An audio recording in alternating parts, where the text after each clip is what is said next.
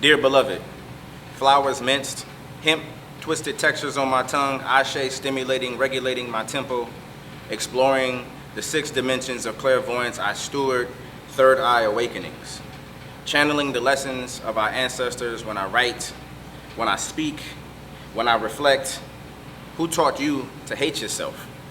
Who taught you violence in all your favorite subjects? Do your eyes deceive you? Do you not feel pain, the anguish and the despair? Their lack of accountability and their lack of healing abilities are poison. It's the venom leaking from our bones, head sore, mind cloudy with blind lust for rage. Do you not understand this narrative? The one of the caged lion, enduring the violence of the snake, the undesirable, the wrathful, how love is transformed but viper-like, only to receive pain as avarice. Historical amnesia is coded in our DNA. Do you not remember, or do you just push the truth aside? Well, let me remind you of the false king of the underworld, our 7 deadly sins incarnated, created from her diseased rib. Their underlings were born of monstrosity. Even their nursery rhymes are full of cankerous fables. No wonder they spawn psychopaths and sickness. They are loved, yes, but loved only by deception and deception alone. Their existence is Octavia's canvas. Dystopian creativity, their policies and practices are plagues. Fields of undead crops, gaseous winds, burning the wings off of hummingbirds, chasing waterfalls no longer is an option. They are bloomless, broken people. This is their values. It's their victory, how devilishly creative and yet dull. Decayed, crooked, protrude smiles. They were created from fracked clay.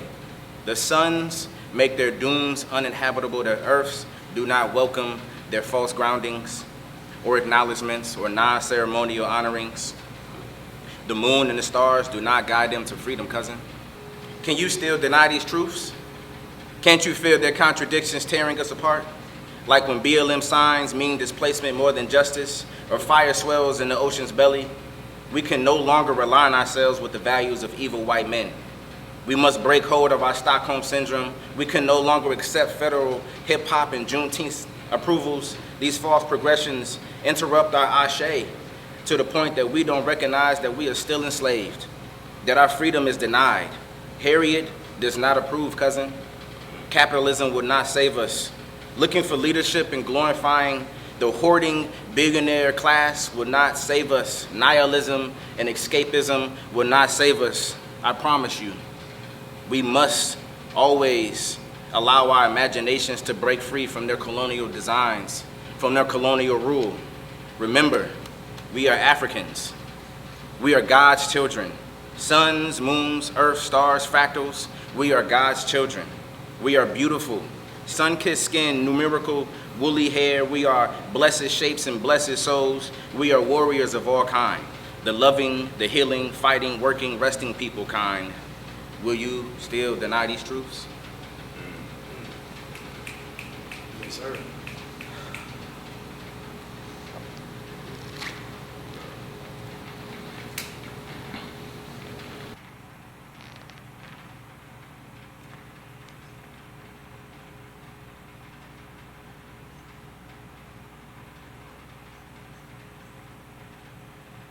Five stages of grief? That sounds dramatic. Maybe he keeps talking this white noise just to create static, but if you haven't been through it, maybe you don't realize how traumatic. When a routine traffic stop turns into 6 cops with guns drawn, I guess that's automatics, also tragic. But if you've heard our stories and you've seen our tears, you know my people have been mourning the loss of our humanity for years, but maybe there's still some doubt. Maybe you're uncertain. Just remember, it took a constitutional amendment to convince America I was a whole person. But that was a long time ago. It's not that way today. I have my suspicions. When a crime gets committed and I somehow, once again, fit the description, they say comply or die, nigga. You won't survive this trigger. Standard issue on my hip and a license to kill one. You can bring your whole gang, but my squad is way bigger. If he doesn't button up, I'll dress him down with this Tommy Hill figure. Hey, stay still, nigga. I'm just trying to be real with you. It's easier to file the paperwork than to stand here and deal with you. Now me, I don't hate cops. Just the bad ones that stay biased and violent, and the indifferent ones and the good ones that stay silent. Am I wildin'? Because where I'm from, when we see red and blue flash, it means danger's on display. Now I'm out the hood, and when I see red and blue flash, I feel the same way, because not all cops are bad. That's a sentiment that's true. But the good cops and the bad cops' uniforms, the same color blue. And how would you feel if they were killing people the same color as you? It's a shame, but it's true. They got the ace in their sleeve, because up until recently, you could murder me and just get administrative leave. I mean, it's crazy to conceive. You could kill me with impunity, hide behind that blue line and feel a sense of immunity, spend your whole life outside but still get assigned to my community, and there's no recourse for anything that you could do to me. Start off reading my rights and now someone's reading my eulogy. But now you want peace of mind. Cool. I'll give you a peace of mind, and maybe I'll blow a peace of mind when I pull this peace of mind. You seek and find any way to label me a threat. Your thirst for violence got you grasping at every straw you could get. Your fear response takes over. Now you're coming for my neck. Now, is that really any way to Eric garner my respect? I'm not new to this event. I've seen it all kinds of ways. You line us up and then you snap like on the field. You run the plays, but for a year we made it clear that we were looking for a change, demanding accountability for errors in your ways. And the energy, it fades. The momentum goes away. It's like somehow everything was solved by making Juneteenth a holiday. See, you used to be up in arms and say it with your chest, but got a big head because of the words that came out of their mouth. You couldn't stomach the movement and started to back down. The protests had no legs and we ended up assed out. It should have opened our eyes when they ended up neck and neck despite the bold-faced lies and all the things that he's done. Now we barely take a knee, act like our hands are tied, our voices no longer heard. What, the cat's got your tongue? We're not done. We need to stop waiting for all the stars to align. We want to drive home the conversation, but we're not reading the signs. Read the signs. When crack was flooding our streets, they created the war on drugs to put people in jail for their vices. Opioids swept the suburbs and hit a little too close to home. Now it's a healthcare crisis. Read the signs. Crack is a derivative of cocaine. Heat and additives the only way to tell one from another. With the same amount, one gets 15 years, one gets 15 months. One of these things is not like the other. Read the signs. Those in power use theoretical red lines to define where those who look like me were allowed to stay. If you spin forward to the present, there's evidence that it's evident the presence of these presidents still affect us today. But maybe if black people built communities for themselves, there wouldn't be as many problems around. But yeah, we tried that. Successfully, I might add. And they got burned and bulldozed to the ground. Recap, minorities have been historically kneecapped, but we act like we have to witness a murder to get involved and react. But if we took a moment to see that, to be black means we need a greater sense of resolve. Read the just kidding. I'm not going to get into the disparity in wealth, education, incarceration, or the disparity in health. I had you going for a second, but it was all just used to help. So you can see how it feels when history starts repeating itself.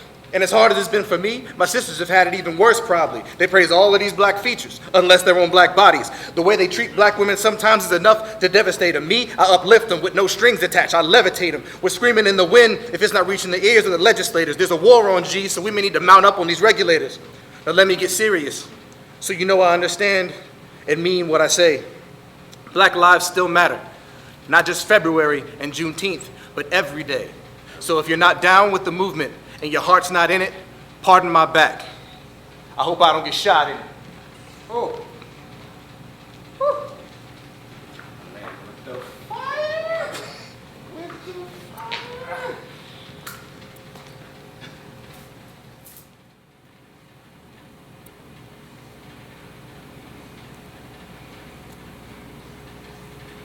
I run with a two-block fallacy. I run because you're not as fast as me. I run in a race to be healed. What's the difference between self-blame with some guilt other than applying the barter system to the pain that we feel?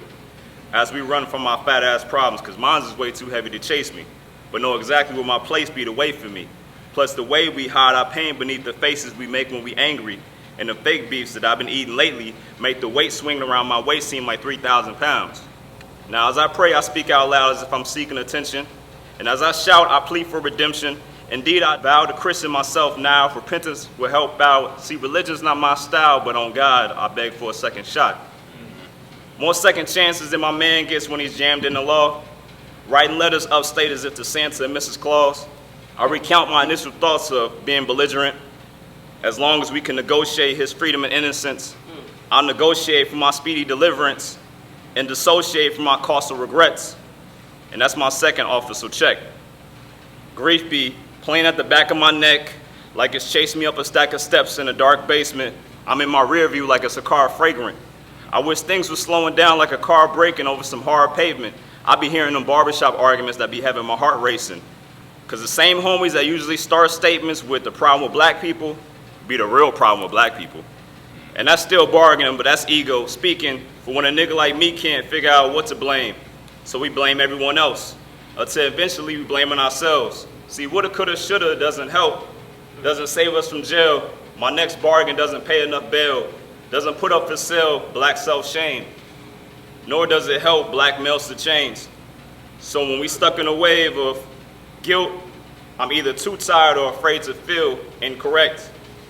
Life doesn't give you opportunities to apply the lessons you dealt through the errors of being imperfect, but then hindsight can't be more picture perfect. The future doesn't give out a minute to rehearse it. For your forgiveness, I'll give 1/10 of my earnings like you would at churches, and that's my third chip. Listen, if I could turn back the hands of time, I'll make our revisions with the wrong intentions, because I'd rather have second chance than be alone with all this wisdom. And if this is my moment of intuition, I don't know about the difference between what's just poems and my own existence. I've always felt that if I wrote it down, it's song for wishing. But all I know is if that's the case, I would have been home from prison. Last of bargains. I gladly pass my margins. I'll gladly trade any of these introspective, pessimistic rhymes for rest in a stressless mind. I guess if you accept a dime and a penny for my thoughts, it's got me wondering what 1 billion of them would cost. And my life full of sorrow, living on time that is borrowed. If you only solve my yesterday's problems, I'll be right tomorrow. And that's the toolbox fallacy. Chiimeh. Yes, sir. Yes, sir. Yes, sir. Yes, sir. Yeah, man. Round 2.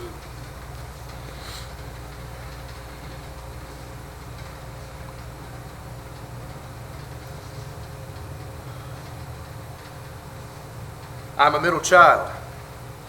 That statement comes with a lot of stigmas. The constant search for validation and attention, the constant push and pull of being the most insulated and the most isolated, of always trying to do the most yet feeling acknowledged and cared for the least, knowing that there's a place for me to exist, to thrive, to live, to breathe, but wondering if maybe I missed the exit a few miles back. Sometimes comforted but never comfortable, often encouraged but never truly empowered, bending over backwards to get out of limbo, but feeling like the goal marker is constantly being moved. I'm a middle child, stuck between two worlds with conflicting views on my existence, trying as best as I can to navigate two dissenting paths at the same time through sheer will and persistence.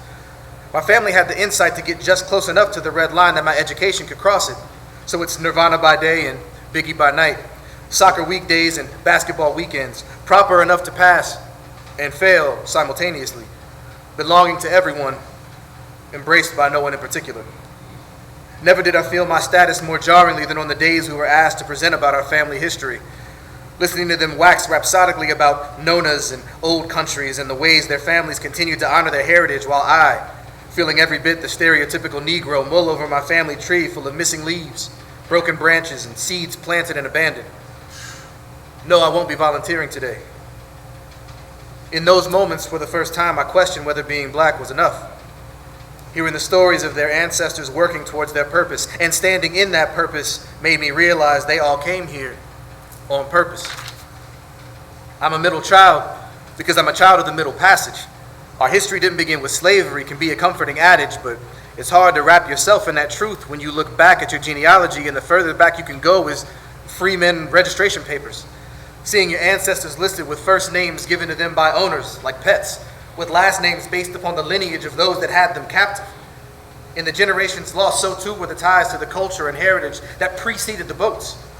In the absence of a history and a culture to draw upon, we went about the business of creating our own flavor, our own music, our own style, our own language form created from the scraps we were given. Until now, where the culture that we created is as American as people think apple pie is.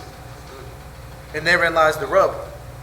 The spanner in the works is once again the culture of the middle child belongs to everyone, but the child is never truly embraced.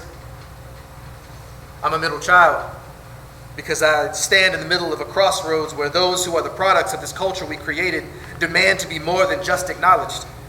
But to be honest, we've been down this path before, and each subsequent generation thought they'd be the one to even the score. At what point does progress manifest into success? This is We Shall Overcome personified. That's our MO, right? Overcoming. So the question's no longer, will we overcome? It's, How much longer do we have to?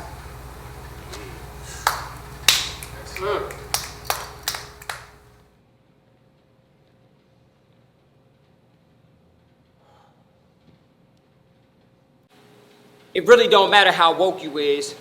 And if you broke, only thing you can do is cope, my nig. Why you getting knocked for the dope you get? Doctors make dollars off the dope script. Opioid crisis, white folks dying and they open up clinics. If a black man die over the same drug, he gets shamed by the critics. Same wiggeted crying over white people dying, still blame niggas for drugs he wouldn't have if it wasn't supplied. Niggas so dumb he believe the lies. Living limited by the elements supplied to the residents of time. Trap evidence applied to that melanated mind where the pusher man is your dentist. Pharmaceutical physicists killing off aborigines every land they go visit. Separate men from the women, separate mother from child. Consumed by the beast, wild to docile, domesticated. The plan is to stay, control, and at your will. X marks the spot and they will write your will. So don't X out a blot, you might X out the plot. So they make sure they dish out the correct count of rocks. Kill with a pill and a skill of tricknology. Caterpillars who never experienced equality. Cliche metaphors, the weight of my economy, crashing down upon us like a dice game, Monopoly. We not on the board yet, we keep landing on property. Now I owe the dough for problems that landed on top of me. Sometimes I feel like somebody watching me. Forget all this false prophet philosophy. You think because I didn't go to prison, then I got it right. Well, you got it wrong and I'm not all right. I'm living life, trying to live it right, but the evils and the egos around me trying to block my little light. You can't stop the shine of the divine inside this little guy. Humbled by the blindness in my triple eye, your highness living in your mind. Mindless was a little guy, guided by a little mind. Spineless, binder pages, ruffling at the edges with your mind fit inside. That mumble rap psychology, looking for a prophecy. No, manifested evidence your savior doesn't honestly exist outside hypocrisy. He not responding properly to the problems of people who living on state property now. Do the math, comedic knowledge, practiced by Ptolemy. I guess that's the Ptolemy. My medicine is knowledge be prevalent and promising. Have you ever seen honesty? My instruments from Imhotep intercept by Hippocrates. Sound too much like hypocrite. I'm sorry, your majesty. Placing credit, praising privacy, plaguing monopoly, discrediting your history, imperial lobotomy, stuck in a dichotomy. Rest in peace to Nipsey Hussle, dropping that philosophy. I think that it's the God of me, struggling to address the issues that my people been suffering from for 400 years chronically. Why the fuck you think we smoke that chronic leaf? Look into my past, you'll be needing comic relief. Bet you'll agree. The moment that you step in the shoes of my feet, that you're gonna see the truth in my eyes, the proof on my feet. Walk in my boots, best believe I can't walk in your feet. Walking is talking is cheap as walking is steep. Hit a chatter of teeth, talking to beats all in the street. Call the police at the barbecue where they just sparking the beef. Accept it. It's a marathon.